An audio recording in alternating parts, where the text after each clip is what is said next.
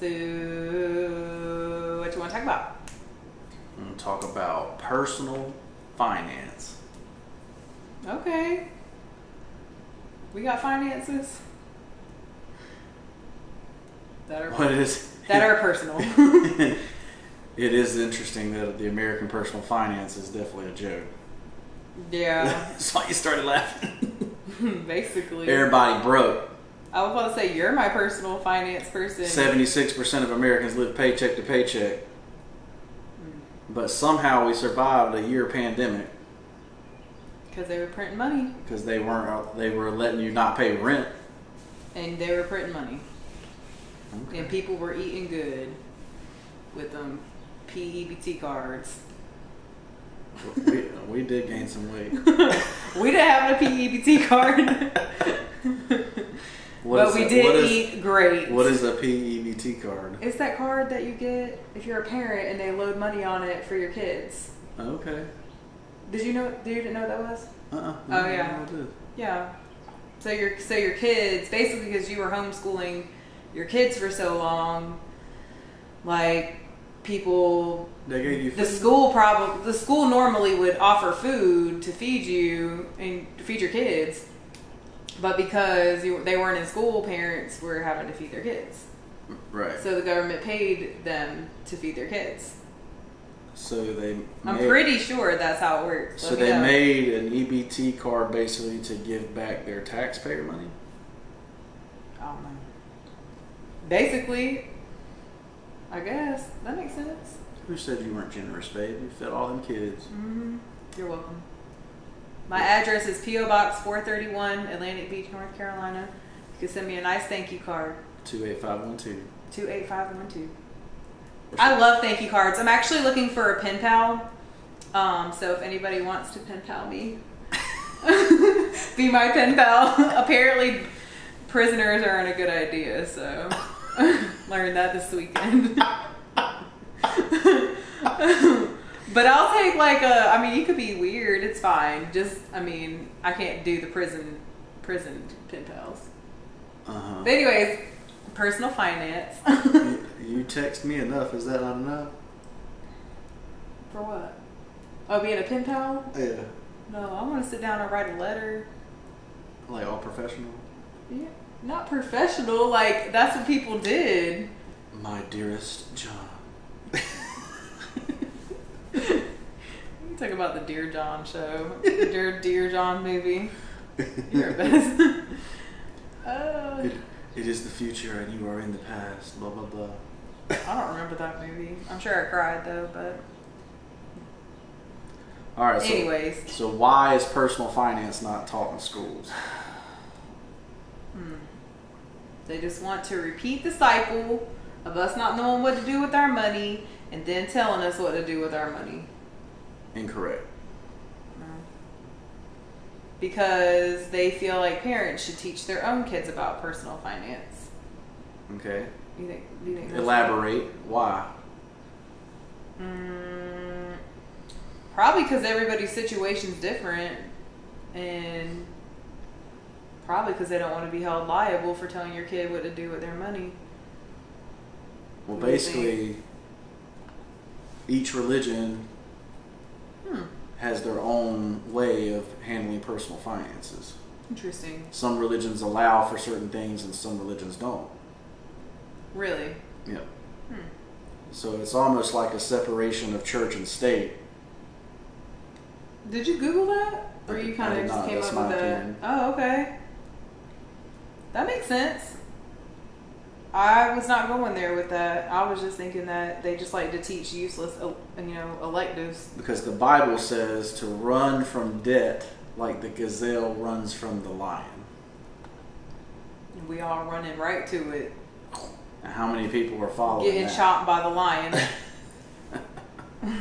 But I'm definitely not a gazelle, so I wouldn't be that animal. Makes sense. So.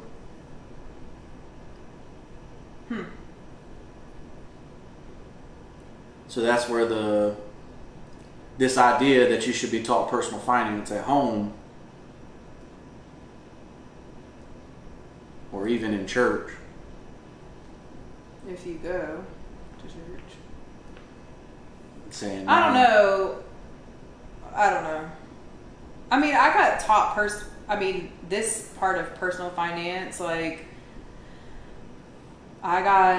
when I started having enough money to put in a bank account, like, my mom sat me down and gave me, like, a checkbook, and I would write down what I spent and how much money, and I would have to do the math on the ledger checkbook, and then it'd have to match your bank statement, and there weren't really computers at that time, so, like, you got your bank statement in the mail. That's right. And you would just check it off, and that was a lot of work, but, I mean, I got taught that, where you can't spend more than you have. Mm-hmm. You know, and if you do, then your bank will charge you an overdraft fee. And I got taught if you didn't have any money left, then you didn't have any money to spend, so you can't spend any more money until you make more. That was something I learned. That's personal finance. And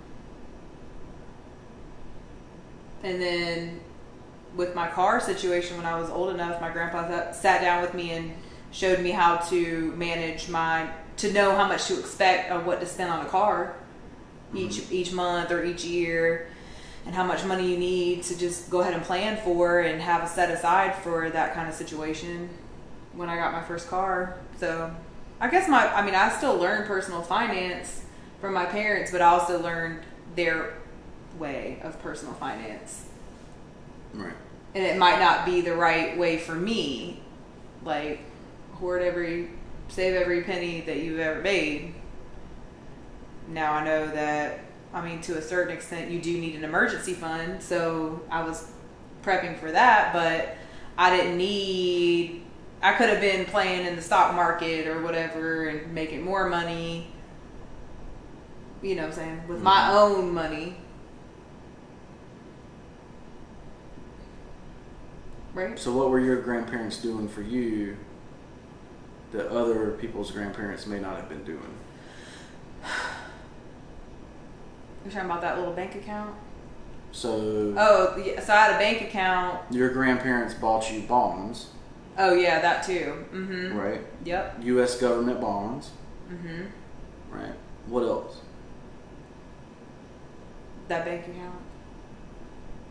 So you had a mutual fund. A mutual fund that I just recently cashed out. It wasn't like a lot, but... Right. So why would some grandparents be able to do that and some people not? Be able to do that? Do what? Bonds basically invest. Like, what would be the reason that some do and some don't? Maybe they knew my parents weren't going to do it for me. I don't know. So, in the Bible Belt, investing is considered gambling. Oh, my family's from up north, so... Right. Hey. So... we gambling. It's technically against a lot of religious beliefs to invest. Invest in... What about...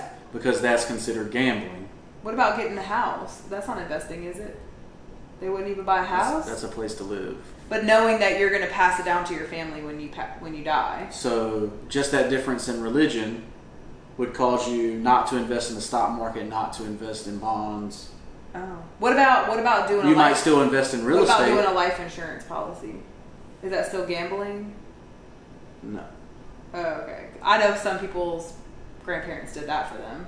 Gave them a whole life insurance policy from Gerber or something like that. Mm-hmm. Okay. No, like they had a life insurance policy that paid the grandkids or kids when they died. Right. Yeah, that's not the same thing. Okay. But it's something to think about, for sure. Mm-hmm. All right. Yeah. Okay, that makes sense. That was considered gambling. Mm-hmm. But how was stocks and bonds considered gambling? Because they bought it at half the price. Or because like a discounted price. Because it could go up or it could go down. Oh. Most of mine are up. Yeah. But what happened to cause it to go up? Inflation. That's fine if it wants to keep inflating. What caused inflation? Printing money. Printing money. Why do we have the ability to print money? Because it's literally printed from a machine, and they could just hit one button and just put it right into circulation. That is correct. But what gave the government the ability to do that?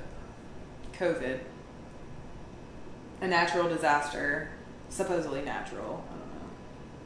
So, President Nixon took us... Oh, off the gold standard. Okay. Off the gold standard, that's right. Okay, so now I'm recalling all the other podcasts we've done. Just kidding.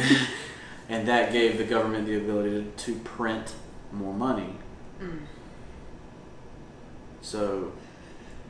Excuse me. That's interesting, yeah, for sure. So, as I yawn, I'm sorry. But. So previous generations, everyone that followed Christian principles, where you save money, not invest money, all got screwed. Because the value of the dollar went from here to now we've lost 90% of the dollar's spending power since 1971. Because of inflation? Because of printing money. Well, they can just keep on printing. I have, I think, 3 more years of maturity for most of mine. Right. For maximum maturity. Then I'm going to be rich! Just kidding. I'm not. It's not that many, but... It's more than you! Just kidding again. So, and not only did this devaluation of the dollar cause people that save money to lose, but then the ones that were making money, we all now live paycheck to paycheck. Because of what? Because the value of the dollar is crap. Can't buy anything. Oh, I know.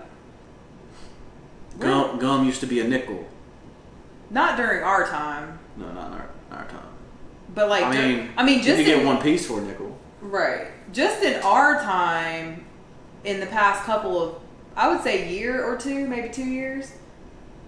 Like, I'm trying to think of what I bought, and I'm like, I don't even question it anymore. Like, I just buy it now because if I sit here and question what place is going to have it cheaper, or I don't remember spending that much in the past, like, I wouldn't buy anything at all. But now we just swipe the credit card because it's going to get paid off. But at the same time, I'm trying to think what it was. We were somewhere and I was like, this definitely shoes. Just sure, shoes. Like, we went to Kohl's and I'm like... Your Vans were $85. No, they weren't. Oh. They were actually on sale. But, like, your shoes. Oh, my shoes are ridiculous. Those dad shoes. They used to buy... My dad's shoes were $65, yeah. And we used to buy them because they were $35. Yeah, like with tax and everything. And Nate was like, they're comfortable, they're fine. Like, I'm not hurting in them. Like, I'll buy the cheapest shoes because, you know, whatever. And now they're $65. And we're like, what? I think that's because of the TikTok trend. You think Kohl's knows about that? I think New Balance does. Maybe. They probably caused the TikTok trend. They probably paid people to cause the trend. You're a trendsetter before your time. Where you get all these kids to do a TikTok with New Balances on. Well, their dad. Their dad shoes. If your dad has white New Balances with the blue end. It's talking about if your dad wears these shoes and he knows how to fix anything or something. When you see a guy walk in, with these shoes, they know what they doing. Yeah. That's funny. Yeah, that's right. Hey, we should do one with me and you doing that. I'm sure you still have a pair. No, I don't. You have the newest brand of it, which is that brown, that black and blue. That's going to be the next. That's a Fila. Oh. It's not a New Balance. You're right. But shout out Fila. Boo. Y'all need a TikTok too, but give us a discount code because we're not trying to spend $65 on shoes. But yeah, and that was my whole point, is that just things are constantly like increasing and creeping up and what the cost is for it, and it's just like that literally doubled in price over 5 years, you know, like over the course of the 5 years. It's wild. Food even. But yeah, so this caused people that save money to lose. When before, they were the ones winning. The ones that were frugal and not spending money, they were the ones winning. But now when you save money, you're losing. Yep. Because the bank is not giving you any kind of interest rate on your money. They really are not. To keep up with inflation. They don't want your money. They want to lend your money out. Well, they gotta have it to lend it out, don't they? No. The banks don't? Nope. You need to cash out. That's one of the reasons 2008 happened and all these banks collapsed. Because they lent out more money than they actually had. By a lot. Like 10 to 1. I do remember hearing stories about my great-grandfather not believing in the banks. Mm-hmm. And he would have money hidden like all over his house. So like Right. in random spots that no one like would think of, I guess. And they found it, obviously. I don't know if they found all of it when he passed away, but I'm sure they're still finding money down the line. So when then your grandpa had all his money in metal. That's right. What's that called? Really But love what your grandpa. asset class is metal? Oh, resources. It starts with a C. Hold on. What's the next letter? O. Commodities. Commodities, that's right. I don't know why I could not remember that word. So he was actually investing in commodities, but the thing Yeah, he about sure his was. commodity is he was getting his commodity for free. Mm-hmm. He was picking up junk from everywhere, Right. stripping it to its basic parts until he could take it to the dump and get paid for the parts. Nah, he put it in the backyard. Yeah, and every week he was taking some to the dump and getting money for it. Oh, okay. But he got all that stuff for free. Oh, but he used his time. Right. He used So his really, time. he was utilizing the money when he was alive, obviously. But then, when they went and probably cleared out the backyard and cashed it in, then everybody kind of got money from that, probably. So he that was his leaving something to. Because one man's everyone. junk is another man's treasure. That's true. Right. Mm-hmm. I was somebody's junk, and now I'm your treasure. Mm-hmm. Throwing you back in the ocean and let somebody else find your ass. What? That's rude. I was in the street, not the ocean. Uh-huh. Anyway. But yeah, so investing in commodities is one way to hedge against inflation. Mm-hmm. And that's what he did, yeah, for sure. Which you can see on our previous video. If you haven't watched that, go to episode 17. Our episode on hedging against inflation. Mm-hmm. Back to personal finances. Yeah, so there's religious difference in how you should proceed with your personal finance, which is why it's not taught in school. Right? Because that's a separation. In your opinion. In my opinion, that's a separation of church and state. That makes sense. All right? I So- just think... Go ahead. So, but then the problem is that things changed and nobody was aware that it had changed. And You the said ones about that the were shit. aware, their riches did this, while people that were working for money and saving, their riches did this. So now you have a huge gap between people that work and save money and the people that invest And don't really work as hard. and don't really work as hard. Because if they don't... Because in America, you've heard this all your life. Work hard. If you work hard, you'll He succeed. was brainwashing us. Right? But no, I mean, that's the old school mentality before 1971. Like, if you work hard in America, you will do well. I mean, and that's still true. It's still true to an extent. Yeah. But there becomes a certain point where you can't work but so many hours in a day. You can't work but so many hours in a week. True. So you have to find a way to make your money work for you. Yeah. And not lose value over time. Right? So that's where investing came in. But that's also gambling to a certain extent as well. Certain religious beliefs believe that investing in bonds and the stock market is gambling. So then what can you invest in that's not considered gambling? Commodities, right? Commodities. All right. What else? Real estate? Real estate. But what's the problem with real estate? Is that Real estate uses a loan. You have to get a mortgage. Debt. Which is also against a lot of people's religion. But those people who saved up can get a house if they want to and pay cash for it. That's if the cash is worth. You see what I'm saying? So right now, real estate's going up between 50 and 85% a year. Yeah.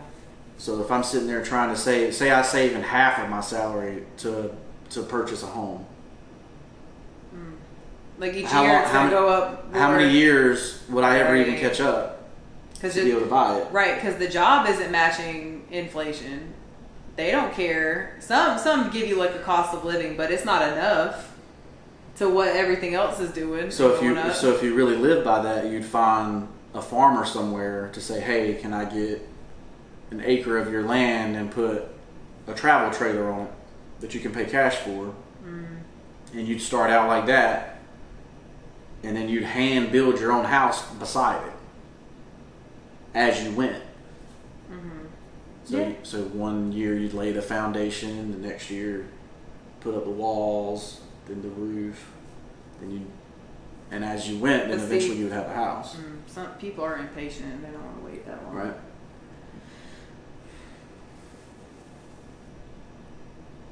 But, the system has made it where debt is basically free.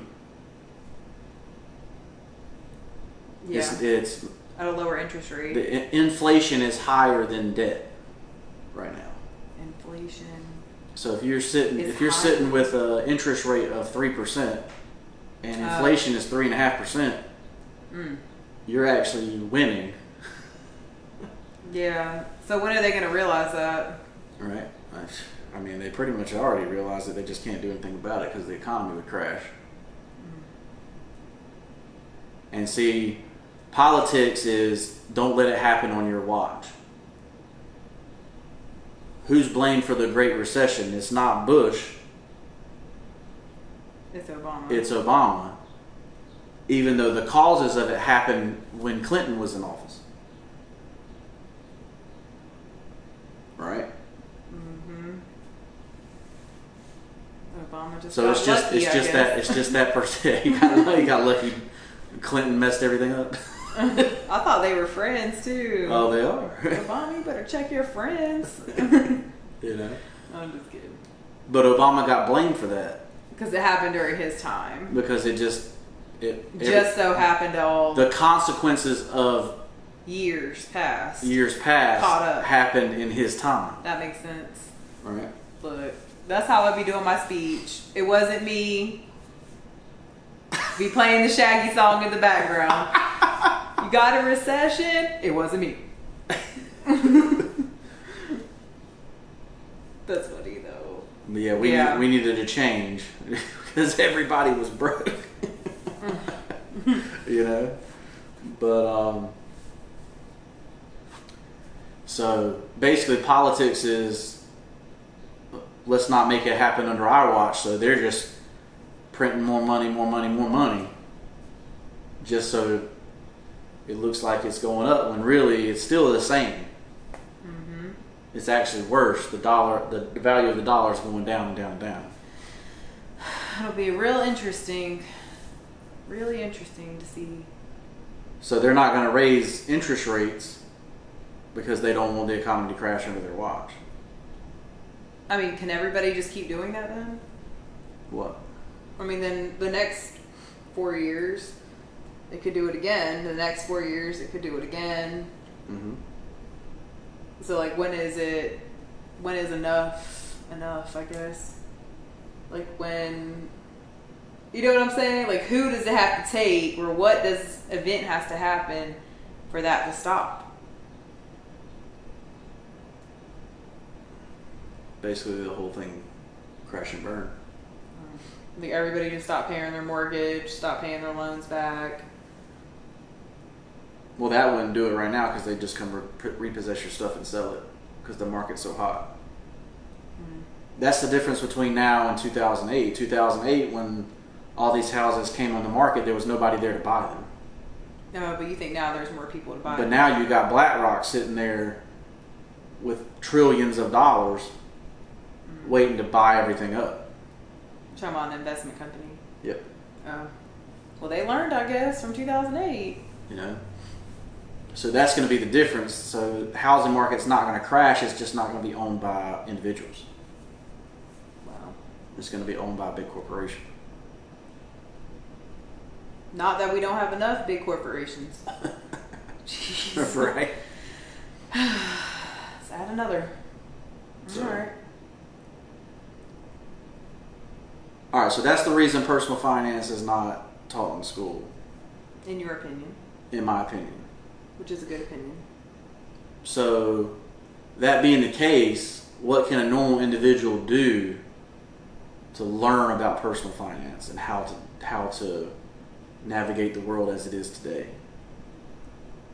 Reading, watching videos, knowledge, books, podcasts. But you also have to realize too, like, what the people that you're watching, are they credible people? Are they looking at your, and you know, they're not going to know your intentions, but you have to think about, I was going to say, their best intentions for you. Mm-hmm. So you'll have to, like, basically feel it out. Like, is this person's strategy going to be my strategy? Like, can I put myself in this situation? Can I do this? Like, the ones I know, what, Robert Kiyosaki's one of them. Mm-hmm. There's a big one, but he doesn't believe in debt, right? No, he believes in a lot of debt. Dave Ramsey. Oh, that's Dave Ramsey Ramsey. is the one that doesn't believe in debt. Mm-hmm, Dave Ramsey. Because it's against his religion. I mean, he broke his religion then because he was in debt before, he said. Right. He found Jesus on the way up. And then begged forgiveness on the way down. Or something like that. Okay, that's his story. Yeah. Interesting. Why are you looking at me like that? But yeah, so you have to, where do you want to be? So most people's American dream is just a house, 2 cars, 2.5 kids, a dog. You know, that's their American dream. So You got to look at. You don't really have to look very far for advice or content, I guess. to you get there. that. You know, Mm-hmm. Where would they look? the biggest change in that right now is that it's gone from a defined benefit plan, which means when you retire, you get a certain amount of money for the rest of your life, to a 401k or a defined contribution plan. Right? Mm-hmm. Where you can put up to $18,500 into an account tax-free and have it grow, and then you pay taxes when you retire. You can take the money out. Or you can use a Roth IRA, pay taxes on the money going in, but it grows tax-free and you can take it out tax-free at 59.5. Those are called defined contribution plans. So you're only guaranteed the money that you make in those plans. Right. You're not guaranteed a certain amount, because what corporations found is that these payments are a big, huge liability to the corporation. When they didn't manage the money well, They didn't have the money to pay. they didn't have the money to pay. That sucks. Because mutual funds do what? Go up or down. 80% of mutual funds lose money. So if the defined benefit plan is putting their money in mutual funds, dang, it was down. They didn't have the money to pay the people. That's right. And the cash money that's guaranteed is not there. Could you imagine being one of those people? I would be pissed. But when they tell you to save for retirement, you're not actually saving. You're investing. Which is gambling. Right? Oh, they got to use the word saving. Right. So they switch the word on you there. But they're still messing with your money. Right. Still getting invested. If you're at a like a job, like a corporate job or whatever, they're doing that for you on their end. But basically, when these corporations got in trouble, they just stole the pension plans. What's that? And used it to save the company instead of taking care of the people that worked for them for 40 years. Which I think is definitely illegal. Tell GE. They signed an agreement though, I'm sure. I don't know what they signed. I would sue. I would totally. They are suing. I'd get everybody. Because there's been a long time since that happened too. 2015. Oh, really? Was it 2015? No. That sucks. So if you would have retired at 2014, you would have got the money? No, people were getting their defined benefit plan, and then GE cut it. Instead of paying them $5,000 a month, they were starting to get $1,200. They cut the benefit to save the company.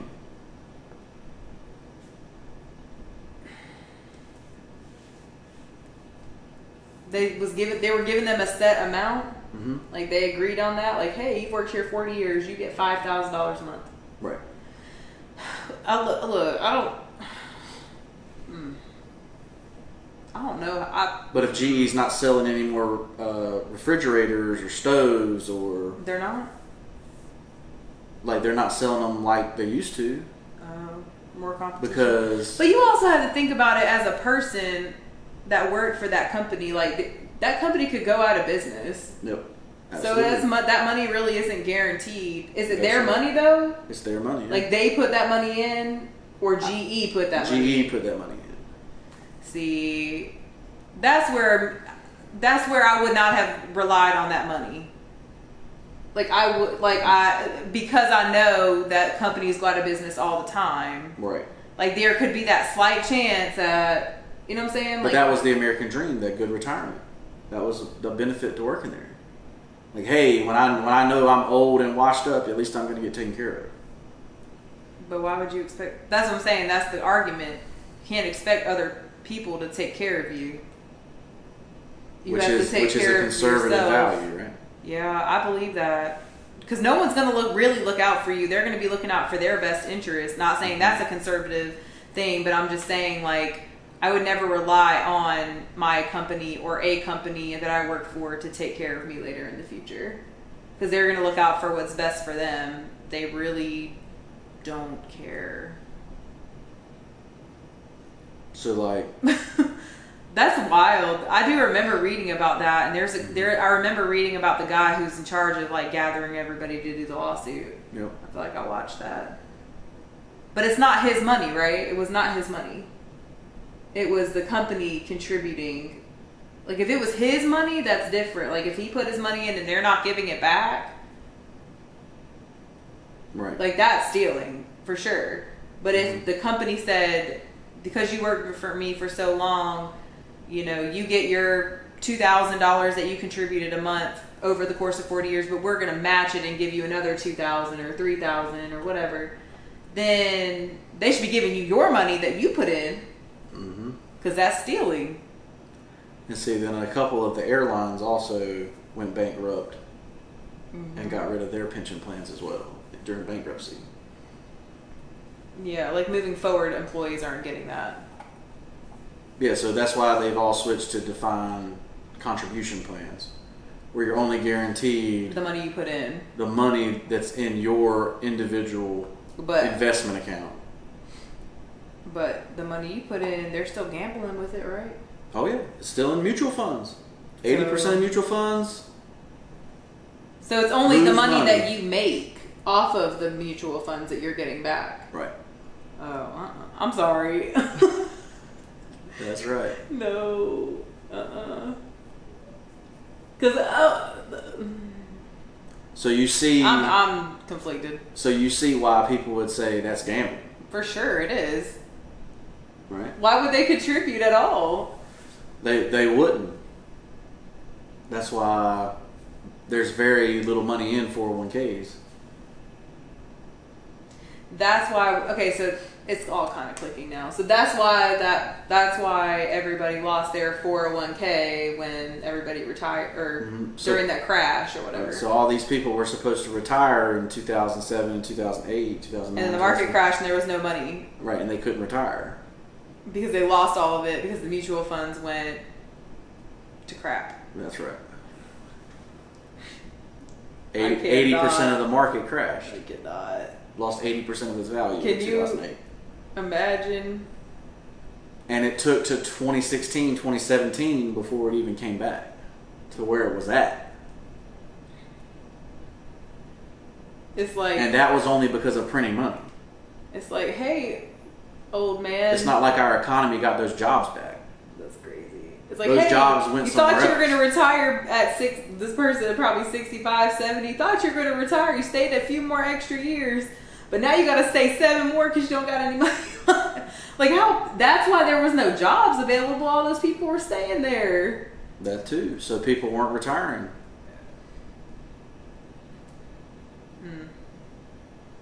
That's crazy. Whatever. It is what it is. My grandpa never retired. He worked to the day he died. He sure did. Right? So I don't think he was ever going to retire. Like, he would have probably been 90 still working. yeah. I really think. Some people are born to work. That's what they love and enjoy doing. So it's all they I don't know. ever I know. can't speak for him. He looked happy to me. He Yeah. never complained. Nope.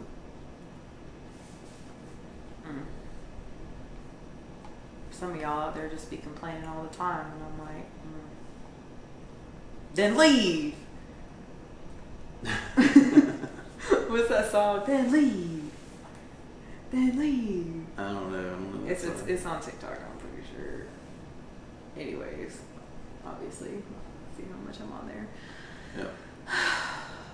But yeah. That's So why. you can see how this American dream is unfolding, unraveling, and becoming different dreams for people. just based on a defined contribution plan and people losing their pensions. I said, not even to mention student loans. Our whole generation, or people who went to school during that time frame or whatever, their whole lives are on hold, basically, because they're in debt to a college that didn't even set them up with the right tools to get a great job. So every television show in the 90s Yeah, we talked about this too. Push for college. pushed for college on You're nothing. everybody that grew up in the 90s, that watched cartoons, that watched TV Even the shows, 2000s. that listened to the radio. All of it pushed college. You're successful because of college. College makes you successful. Yeah. And then they made it where you can get federal student loans at a very cheap interest rate. And guess what? The federal government's going to pay your interest until you graduate. So you don't have to make payments while you're in school.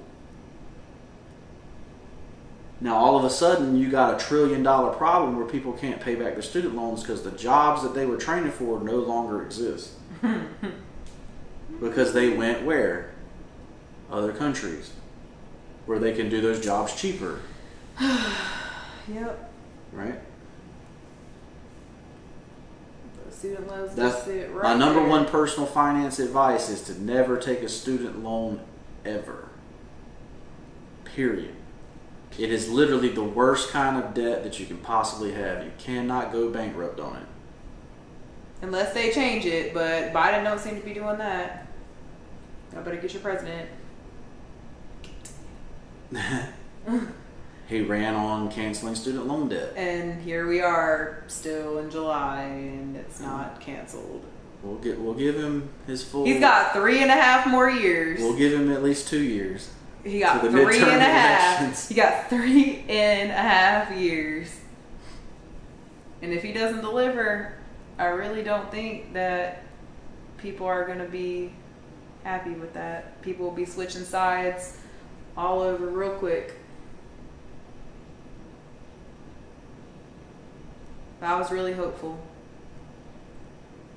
So what can you do in personal finance to increase yourself to a better outcome? Stay knowledgeable of personal financing trends. So, is that not a good one? when we first stay knowledgeable of financial trends, to me. Yeah. Stay knowledgeable of what your finances are. Like what the techniques are for finance and what works best for you. Like read books and stuff. Like keep staying knowledgeable. so gain knowledge. Gain knowledge. Right. And keep up to date with the changing of finances. Financial trends. New financial trends equipment. is the word, yeah. Equipment, I guess is what you would call it. Equipment. Yeah. Go ahead. You were going to say the story. So, when we first moved to Morehead City, I was unemployed, and I walked to the beach shops and got a job. At that job, I was making $7.50 an hour with 2 master's degrees.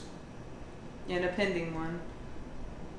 Oh, Well, wait. 2 degrees and an pending master's degree. Right? And I was working up to 3 jobs at one point. But every time I got promoted, I continued to live the same way as if I was still making $7.50 an hour. Right. And I took the money difference and I invested.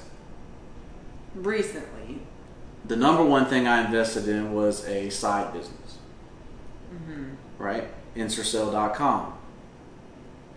So every year I invest a certain amount of money into that business. To help it grow.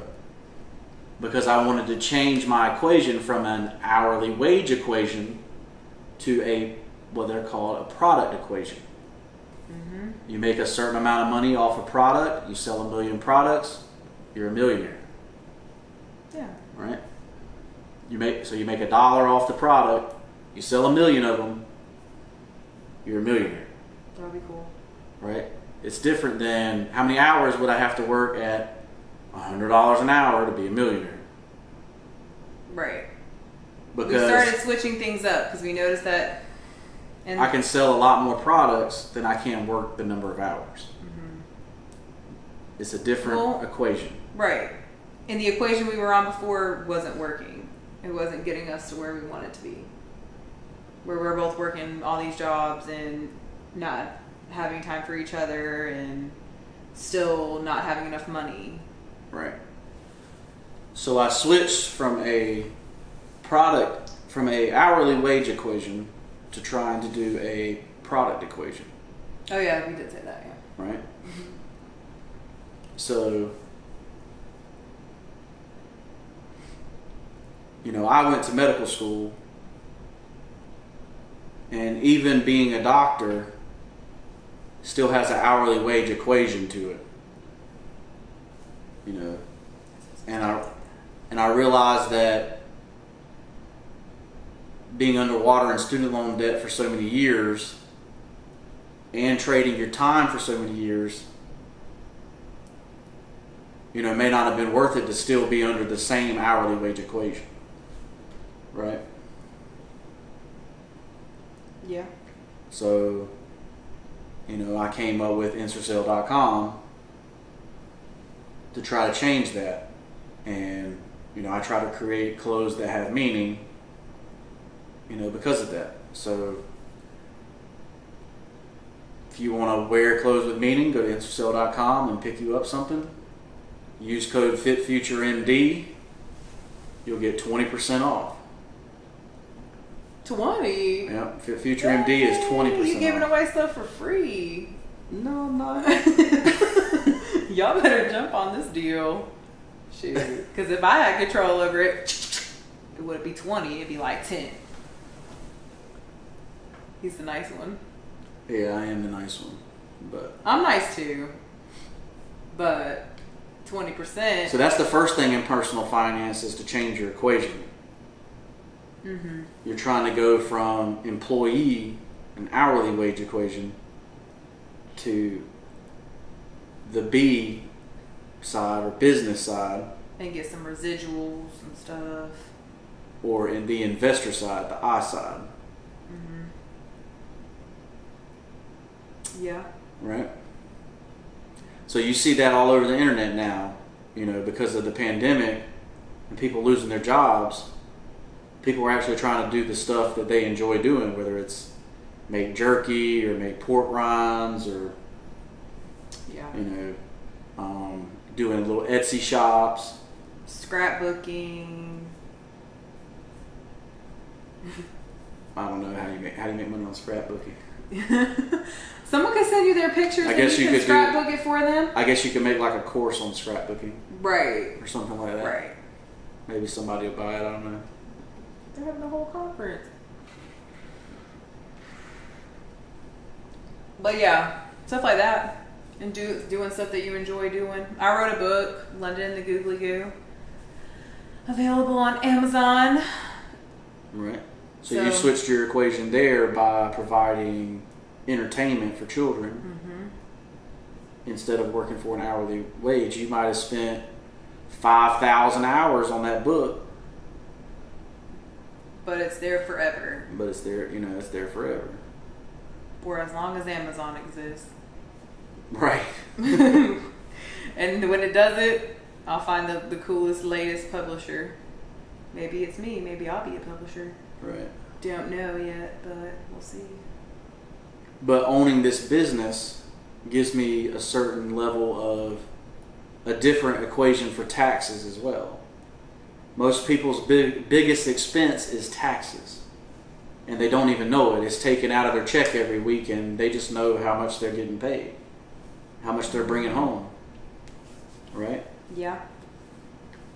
So, owning a business in 2021, because of the pandemic, we can take all business-related food expenses as a write-off on our taxes.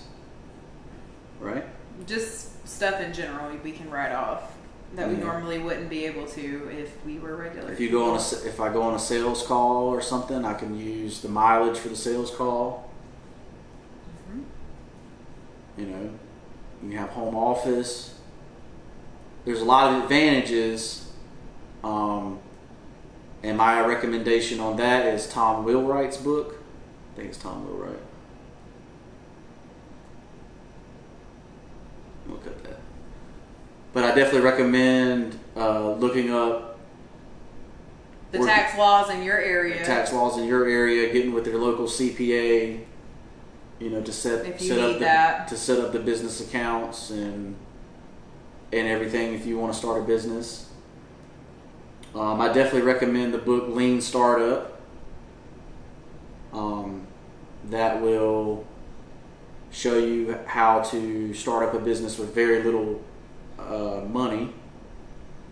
Right? Like I said, we didn't even have internet, and I opened up an internet company. Yep. So, and that's one thing, that when you change your mindset, you don't say, I can't do something. You figure out how to make it happen. If I had to go sit at Harris Teeter, which you did, or the public library, which you done, to create a business, then that's what I had to do. Mm-hmm. If I have to answer emails from a cell phone instead of a computer, that's what I had to do. Mm-hmm. If I have to set up a free phone number through Google, so that, you know, I can take phone calls from people, you know, asking about T-shirts and hats, you know. You did. Then that's what I did. So where there's a will, there's a way, and I definitely think that's something that is very important, because a lot of people, especially people that have been in school for so long, you know, they've been beat down by that system. You know, C, you got to C, you got to B. You know, you're never going to be anything because you're a C student, D student, F student. Well, that's not true. That, you know, that school is not necessarily looking at what you may be good at or what your talents are, and then pushing you towards those talents, right? So they just grade you. Excuse me. They just grade you based on stuff that based off of a standard that they created to grade you. It's nothing to do with what you're actually naturally good at.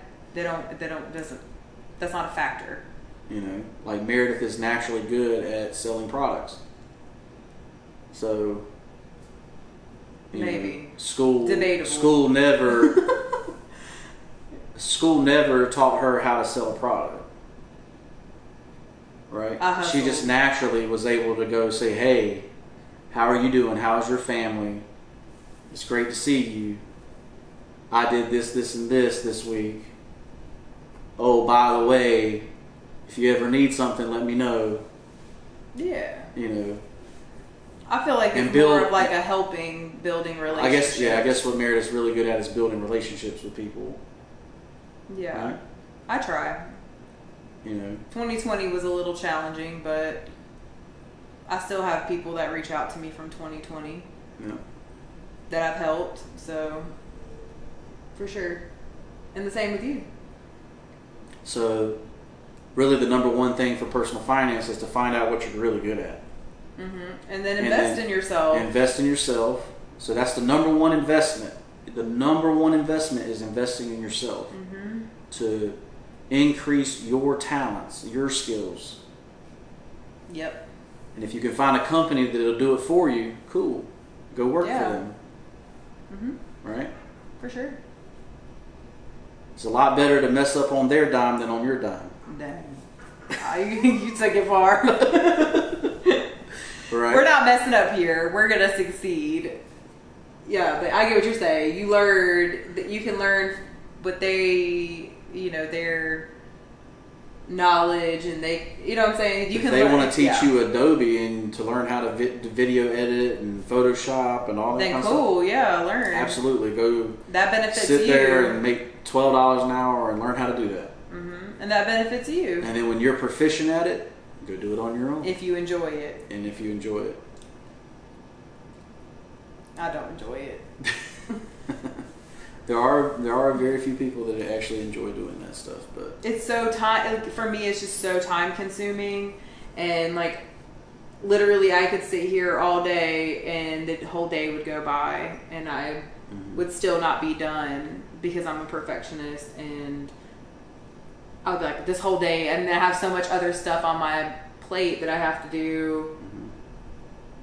But I'm trying to get over that. I'm trying to work through those challenges, because you know, sometimes I could sit and do nothing, and I could have been doing that for a couple hours. I just like to start and finish something.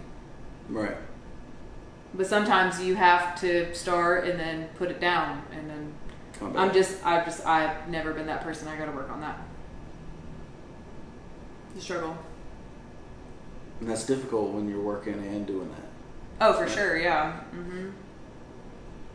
Well, you're technically somebody's all day if you're working for someone else, and then when your shift's over, then you know, then you're working for you on weekends. You know, you're working for you. It's just a lot. It's been a lot, but it's very rewarding. If you have a good partner, they pick up most of the slack. So right. So for me, you know, I'm not able to learn after I work an 8-hour shift. But when I wake up early, I'm able to learn. You have the attention span and the focus to do it. Well, my mind is just not tired, right? Right. So I adjusted my schedule because of that. So instead of going to bed at midnight and waking up 30 minutes before work and rolling into work, I go to bed at 9 o'clock and wake up at 3:30. And anything I want to learn, I learn at that time. So if I wanted to learn a new language, I would sit there and learn a new language. Right? If I wanted to learn how to code a website, I would sit there and learn how to code a website at 3:30 in the morning. And it also helps that nobody was up to bother you. Right? I'm a bother? Absolutely. Distraction. Beautiful. I just throw you off. You just walk across the room and I'm distracted. ADHD. I feel the same way about you. But you're a beautiful distraction. But there's a lot of people. So say you work in California. If you go into work at 9 o'clock in California, it's already lunchtime in New York. Right? So the stock market's already been open 3 hours by the time you're even going into work. Right? So you want to learn how to trade stocks at that time. Learn. You gotta Wake up. early. Wake up at 6 a.m. Oh, it's all on one time zone? Yeah, it's all in New York time. So Eastern Time, yeah. Interesting. Wait, what if New York they don't participate in daylight savings time? Yeah, they do. They turn the clock back too? Mm-hmm. Oh. And forward and backward. Oh, okay. I thought they didn't for some reason. Go ahead, I'm sorry. But yeah, so if you live out in California, New York's already been awake long before you even get to work. So there's no reason why you shouldn't be able to get up a couple hours early and look at the stock market, learn about the stock market. You know?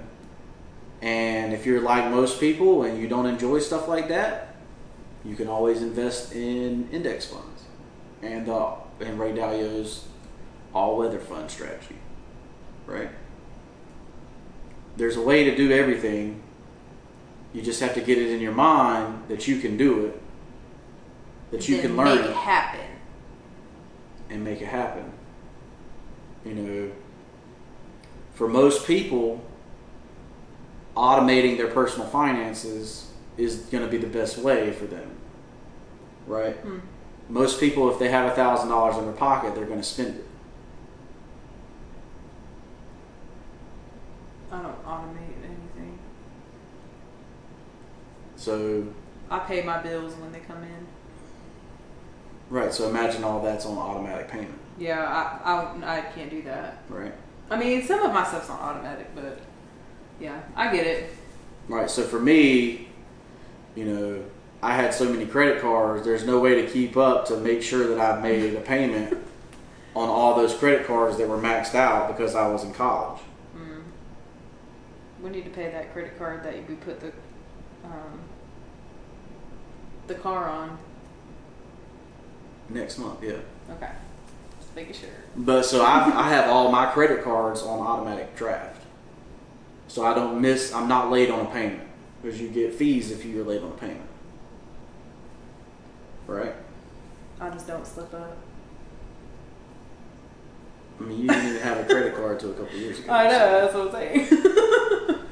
I don't slip up. I've only been a credit card holder for 2 years. No, I'm just kidding. It's been like 4. But, you know, so certain things like that, you know, you make automatic. So you don't have to worry about whether you paid it on time. Now, some people are so behind in the times that they don't even have it where you can make automatic payments like that. And for those, you have to set reminders in your phone. Like, hey, you need to pay this. Right? So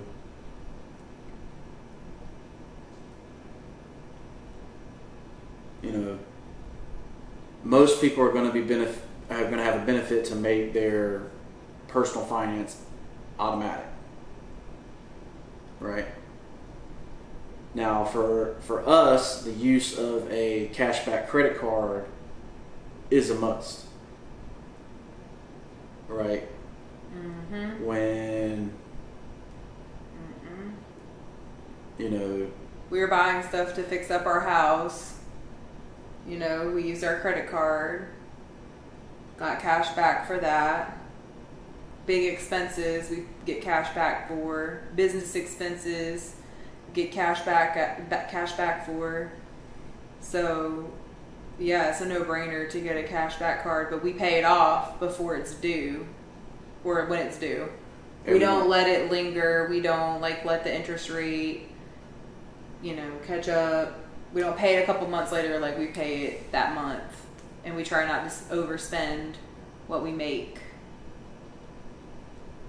That's fair, right? That's a fair statement. Yeah. But the way the law is written now, that 2% that you get back on your cashback credit card is not considered income. Right. So that's a way to increase your income without increasing your tax liability. Because only technically certain people can qualify for those cards. Right. Because you're going to spend the same amount of money regardless. Some people argue that you spend more money when you swipe your credit card. And if that's your case, then don't swipe it. But you're losing out on making some more, potential money. But if you have your finances in order and know how much you can spend and keep track of it, they make apps now. Like, there's a city app that we just go and look, to see how much money we spent already. There are ways to keep up with it, like a bank account is literally like a bank account. So honestly, do whatever you want to do, but you are missing out if you just use cash. If for some reason you find yourself in a lot of credit card debt at a high interest rate, then what you try to do is you try to transfer that money into a 0% interest rate card, and then you can pay the balance down because it's not increasing.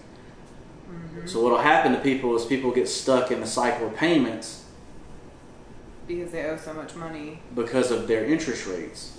You can also call the credit card company that you have then and ask for a lower interest rate, but it's still going to be a higher interest rate than non-consumer debt would be. It's still going to be a high interest rate, but they do have intro cards that are 0% interest. So definitely try to take advantage of that to get down your credit card debt. Because you want your payments to mean something. Like if you're making payments and 90% of it's going towards the interest and only 10% is going to the principal, you're basically, not making any payments. You're peeing in the wind is what you're doing. You're not doing anything. Peeing in the wind. Right. That was a great analogy. Yep. So, you can, also do that with basically anything that you owe money on. You can always call and try to negotiate the interest rate. Right? Or payments, set up a payment plan. So even taxes, you can file an extension on taxes till October if you have to. If you figure out, I'm going to owe taxes, well, file an extension to October, pay a little extra, and then it'll be there. Right? Yeah. Smart. You can also set up a payment plan for your taxes. So people think, oh my God, if I owe taxes, it's like the end of the world. We've got to fight the IRS. Like, no, you don't have to fight the IRS. You just call them and talk to them. Right? So that's a great piece of personal finance advice. I hope that you won't have to do that. Just call and talk to people. They're not nice. The person I talked to was not nice. And then they started recording, like the next year they started recording the conversations because apparently there were so many complaints against whatever that was that they actually started, I think it was the federal government, no, state, North Carolina. They started recording the conversations and making sure you knew that it was recorded in advance for the pleasure or whatever of the customer, whatever they said it. Why are you going like that? That's what happened. Okay. Because I had to owe that money, and I was trying to figure it out. They and said they you were owed really money. rude to me. They said you owed money. And they but you hadn't pretended even filed a return for that year, so they didn't know if you owed money. right, and then they pretended like they couldn't tell me the options. It said that I needed to speak to a CPA or attorney or whatever, and I was like, you can't just tell me what my options are. They're like, no, that's legal advice. Like, it was just a lot. It was so, the number one thing to obtain is knowledge. right. And You already had it. You don't want to learn trial by fire, right? But sometimes you do. You want to have, learn to fight before you step in the UFC, right? No. So I want to get if punched. you can find a place like a Jackson Hewitt, a TurboTax, or what's the other one? There are places Liberty or something maybe? There are places that will teach you how to do taxes for people. So that they'll have people to do taxes. Most people just have a standard deduction and a few child tax credits. They don't have elaborate investments to discount from. And then most places use software now to do all that. Yeah. So a lot of stuff has been electronic. right. In that, you type in and they ask you questions and you answer yes, no. Yep. But yeah. So You can take a course. the point is you can obtain the knowledge to do taxes yourself and to understand taxes, because it is your biggest liability. Okay. So now for personal finances, you want to talk about where you're going to live, right? So to buy a piece of real estate, you have to have income, and you have to have consistent income for 2 years, right? And you have to have a debt to income ratio, which is good. It's like under 30% or something. And established credit. Isn't it 30%? It's 43%. 43%. So you have to have 2 years. You have to have 2 years of income. You have to have established credit. Yep. So that's where the credit card comes in. Get yourself a cashback credit card. Use it for gas or whatever, groceries. Pay it off every month. All right. So if you do that for 2 years, they'll give you a loan for 43% of your income as a monthly payment. What you're eligible for. And then you'll be able to get a property. And we recommend house hacking, to help pay off or offset your mortgage, so that way you're living for free. You're using somebody else's hourly wage or work to help you grow your net worth. That's right. Right? So that's house hacking. All right. We just talk about automate payments. Okay. So then you're going to want to use 401ks, Roth IRAs to invest for retirement. You're supposed to use 15% of your income for investments. Okay. What I do is I take 10% of that and I put it into the Ray Dalio All-Weather Fund, and you can Google that and look up that for yourself. Or watch a podcast that we've already done that talks about that. Right. I mean, I didn't tell the exact percentages and stuff, but it's up there. So you can do that. And then what I personally do is I take the 5% and I try to flip it just like if I was a house flipper, right? Mm-hmm. So I'm trying to find a stock that's going to go from $2 to $4 Make some money. and turn $1,000 into $1 million. That's right. Because your 10 double ups to $1 million, you just got to be right 10 times. You know, invest 12 or 13. Invest money. 12 or 13 if you're wrong a couple times. And then gamble. You know, but that is considered gambling, so it might be against somebody's religion. Do what's best for you. But do what's best for you on that. On all of this. Well, yeah, on everything. Yep. But so that's investing. We got real estate. Right now, the best hedge against inflation is commodities and things you can't easily replace. Mm-hmm. So if there's a limited amount of something on the planet, go buy it. It'll go up in value. Don't buy it all up. Don't be like the toilet paper and paper towel situation. So that's right. Everybody's stuck in the house for a month. You gotta have toilet paper. But that was a hot commodity because people were selling it for triple, quadruple of what it was worth. Right. Maybe even more than that. There you go. And a lot of the times it was worth a lot more to you because if you didn't have it, then you needed it. So it was worth more than just money to people. Like, they really needed it. Anyways. But if you always invest 15% of everything you make into good, strong companies,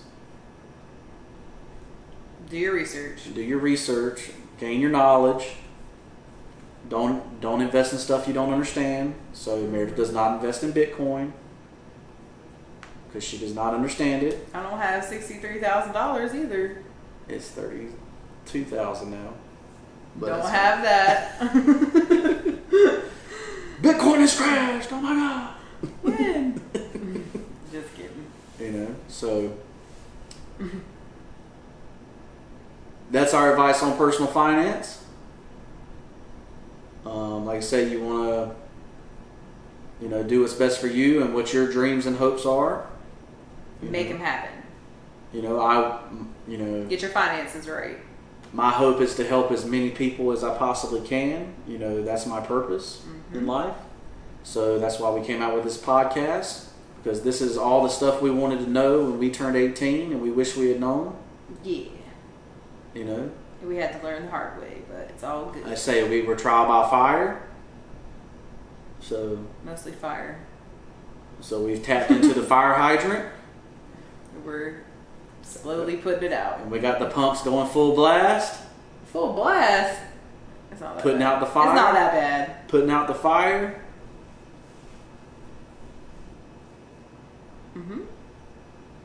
Thank you for following along. Make sure you like the video. Comment down below. Tell me what your personal finance goals are. Subscribe. Share the video with a friend, because it's definitely going to help a lot of people. Yeah. Make sure to go get London in the Googly Goo on Amazon. Make sure to get you an Ensorsale hat from Ensorsale.com. Check out Sin's Crunchy Jerky. Yeah. Stop eating garbage. Take care of your health. That's a great personal finance advice. Invest in some good beef jerky. Right. Crunchy beef jerky. It's in the link in description below. But I'm Nate. I'm Meredith. And this is the So What You Want to Talk About podcast. So what you want to talk about? Peace. Take that piece back. Okay. I'm not even touching you.